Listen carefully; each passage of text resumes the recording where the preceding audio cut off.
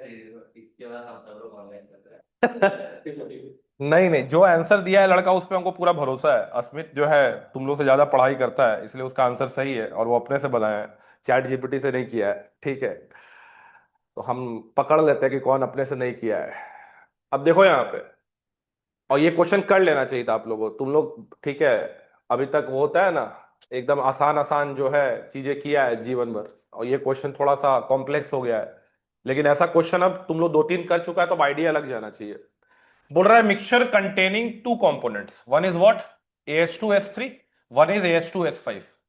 पहले हम लोग इसमें आयोडीन मिला रहे हैं, पहले क्या मिला रहे हैं, आयोडीन मिला रहे हैं। बोल रहा है कि जो इसके बाद सोल्यूशन मिला उसमें हमने क्या मिला दिया, एक्सेस पोटेशियम मिला दिया। और उसके बाद जो I2 यहां निकल रहा है उसको हमने ट्रीट कर दिया हाइपो के साथ। ठीक है, अब बोला कि आप बताइए कि mole percent of SO AH2S3 in the original mixture क्या है। ठीक है, तो कभी भी ऐसे क्वेश्चन में आप आराम से देख सकते हैं कि हुआ क्या है, कम से कम वो तो आप लोगों का क्वेश्चन बनाने का अप्रोच ही गलत है। ठीक है, आप सबसे पहले देखिए कि हमारे पास मिक्सचर में क्या था, AH2S3 था, और साथ में था क्या, AH2। मान लो एक का मोल हम लोग मान ले रहे हैं एक्स मोल, कितना मोल मान ले रहे हैं, और एक का मोल हम लोग क्या मान ले रहे हैं, सर वाई मोल मान ले रहे 14% हैं। आ रहा है। ठीक है, क्या बोल रहे हो साग्निक। सर 14% आ रहा है। ठीक है, ये आंसर लगता है गलत है। अब इसमें तुमने क्या मिलाया है सबसे पहले यार, I2 मिलाया है, क्या मिलाया है, I2 मिलाया है। तो I2 ने क्या किया, I2 ने क्या किया, सारे AH2S3 को ऑक्सीडाइज कर दिया। क्या किया सारे AH2S3 को क्या कर दिया, ऑक्सीडाइज कर दिया। देख रहे हो ना, AH2S3 I2 से मिलकर क्या हो गया, ऑक्सीडाइज हो गया किसमें, AH2। तो मतलब अब हमारे पास सिर्फ क्या बचा हुआ है, AH2S5। अब एक चीज यहां पे समझ जाओ, ये पहले से वाई था मिक्सचर में, उसके साथ तो कोई रिएक्शन नहीं हुआ है। और ये अगर एक्स मोल है, अरे भाई मेरे, ये अगर एक्स मोल है तो ये अगर AH2S5 में जाएगा तो ये एक्स मोल है, तो ये भी तो एक्स ही मोल होगा। मतलब अब मेरे पास इसका कितना मोल हो गया है, वाई प्लस एक्स हो गया है। अब फिर तुम इसमें क्या किए, फिर तुम इसमें मिला दिए KI। क्या मिलाए यहां पे, KI। ठीक, KI मिलाने से क्या हुआ, KI मिलाने से क्या हुआ कि AH2S5 वापस रिड्यूस हो गया किसमें, AH2S3 में। ठीक, और यहां से जो I माइनस डाले थे वो लिबरेट होने लगा, किससे, I2 के फॉर्म में। अब तुम इस I2 को क्या किए, टाइट्रेट किए, किससे टाइट्रेट किए, हाइपो Na2H2O3.5H2O। ठीक है, तो हमको पता है कि यहां पे क्या होता है, यहां पे बन जाता है S4O6 2 माइनस, और ये I2 वापस किस में चला जाएगा।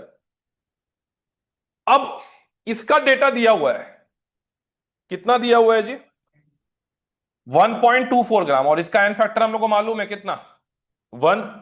तो 1.24 डिवाइडेड बाई 248, ठीक है, इंटू 1, ये कर दिए, और इंटू 1000 कर दिए ताकि इसका मिलीग्राम इक्विवेलेंट निकल जाए। ठीक है बाबू, 1240, ये कितना आ जा रहा है 2.005 भाई, एक आराम से तो कट रहा है, क्या 0.00 कर रहा है। ठीक है, यहां पे आ गया 10⁻², 10/2 यानी 5 आ जा रहा है। ये कितना आ जा रहा है, 5 मिलीग्राम इक्विवेलेंट आ जा रहा है।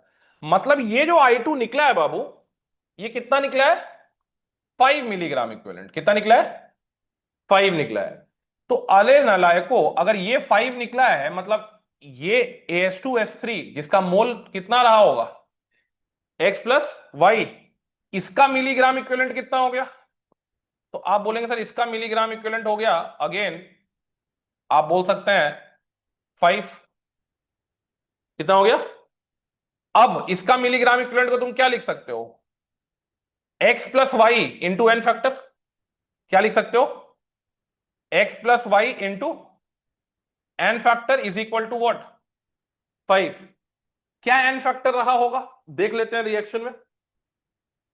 यहां पे अगर ये रिएक्ट किया होगा, किसके साथ रिएक्ट किया है जी, I2 के साथ ना, I माइनस, अच्छा,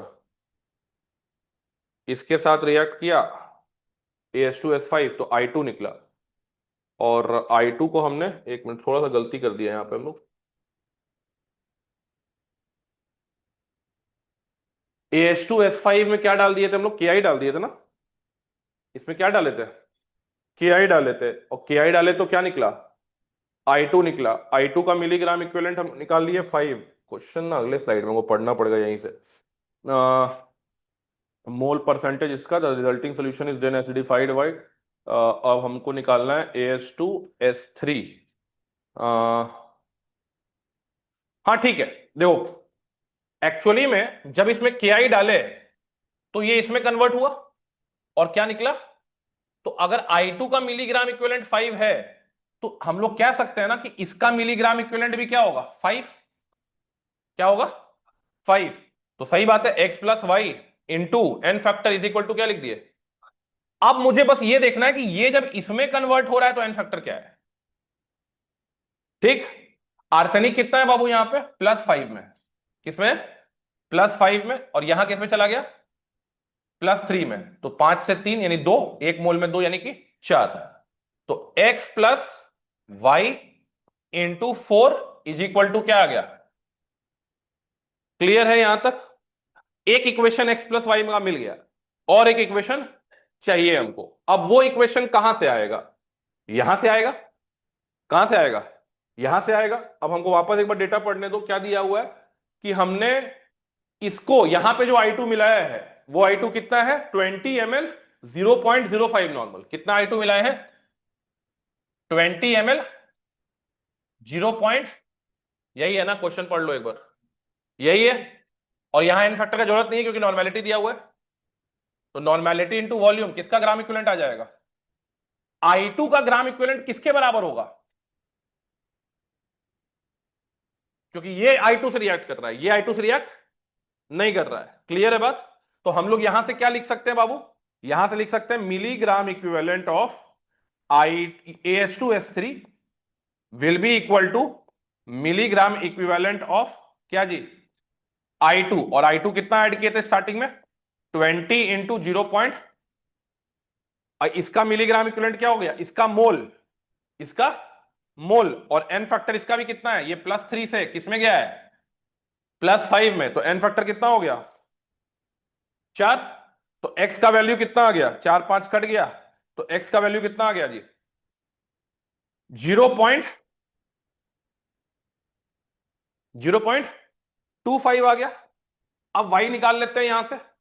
तो x प्लस वाई का वैल्यू कितना है, 5/4। 5/4 का मतलब कितना होता है, y बार होगा क्योंकि 1.25 माइनस 0.25 हाँ, तो y कितना आ गया, 1 आ गया। हमको परसेंटेज ऑफ AS2S3 पूछा है बाबू, परसेंटेज ऑफ AS2S3, तो कितना हो जाएगा बाबू, 0.25/1 इंटू, 1.25 सॉरी 1.25 इंटू 100, तो ये कितना आ गया, 20% आ गया। तो इसीलिए अस्मित का आंसर बिल्कुल सही था।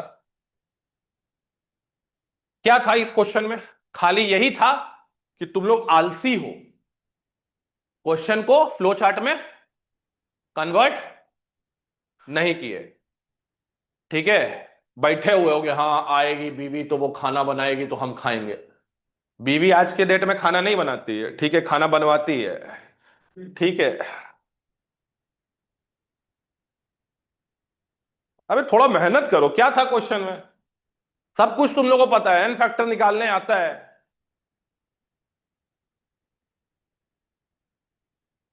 सर हम लोग केमिस्ट्री को फ्लावर समझे थे, लेकिन काटा नहीं कर ये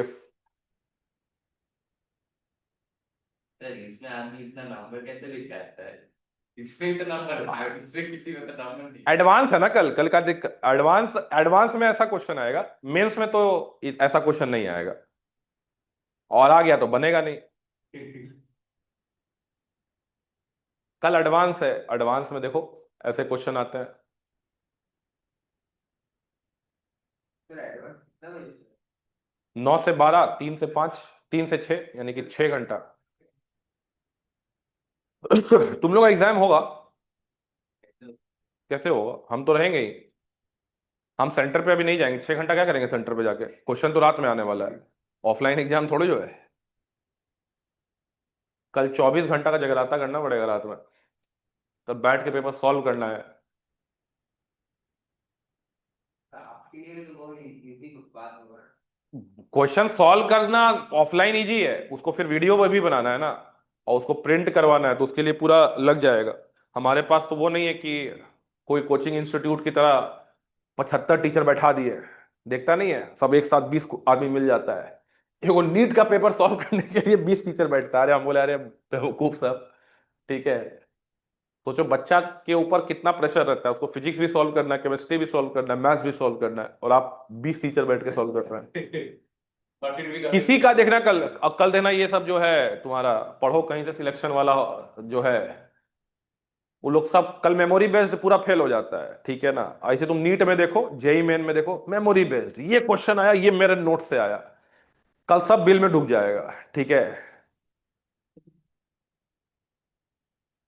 लास्ट ईयर भी हम खाली केमिस्ट्री का क्वेश्चन बनाए थे, आई थिंक उसको हम लाइव कर दिए थे। रात को 9 बजे पेपर आया था, 10 बजे तक हम उसको लेके बैठे, तो आई थिंक सुबह 5 बजे तक उसको सॉल्व किए थे। सॉल्व करके मतलब रिकॉर्ड करके कंप्लीट किए थे। और उस समय तक किसी कोचिंग इंस्टीट्यूशन का नहीं निकला था। बाद में एलएन का निकला सुबह सबसे पहले, और नारायणा का। तो एक क्वेश्चन था जिसमें दोनों में मुझे लगता है कि हम मैंने जो आंसर दिया था उन्होंने अलग आंसर दिया था, तो हम बोले ठीक है, लगता है गलत हो गया। क्या? एडवांस दो पेपर होता है। दोनों कुछ प्रिडिक्शन नहीं किया जा सकता, कैसा भी आ सकता है। पहला पेपर जनरली पेपर 2 टफ रहता है, लेकिन ऐसा कोई जनरलाइजेशन नहीं है। आता है भाई, ऐसा क्वेश्चन क्या आएगा? आपको 1 घंटे में 18 क्वेश्चन या 16 क्वेश्चन सॉल्व करना है, तो आपके पास सब क्वेश्चन तो सॉल्व होने वाला रहता नहीं है। तो एडवांस में कंपटीशन बहुत कम है। अगर देखा जाए तो सबसे कम कंपटीशन एडवांस में ही है, क्योंकि एडवांस बहुत लोग तो पहला शिफ्ट देके दूसरा शिफ्ट देता ही नहीं है। समझ में आ जाए, हाँ, औकात के बाहर है। ठीक है, होने वाला कुछ नहीं है। इसलिए परसेंटेज देता है, परसेंटाइल देते हैं, परसेंटेज नहीं। हाँ, आ रहा है, 1 मिनट। तो इसीलिए तुम लोग मान के चलो कि कल जो है, कल देखना जितना ये सब बालीगंज और इधर कलकत्ता का टीचर, वो तो हवे नहीं मारेगा, सोया हुआ रहेगा। फिर जब होता है कि सोल्यूशन आने के बाद, तो फिर कोई भी सोल्यूशन दे सकता है। ठीक है? तो कल देखना फिर, कल रात तक किसी का, हम इसलिए बोलते हैं कि कम से कम आप जेई एडवांस का तैयारी कर रहे हैं, तो पहले सबसे पहले जेई एडवांस का क्वेश्चन सबसे पहले टीचर को सॉल्व करना चाहिए। ठीक है? तभी आप जेई एडवांस की कोचिंग देने लायक हो सकते हैं।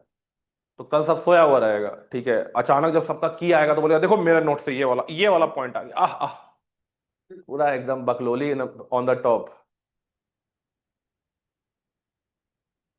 आ रहे सर, 1 मिनट क्वेश्चन देखे।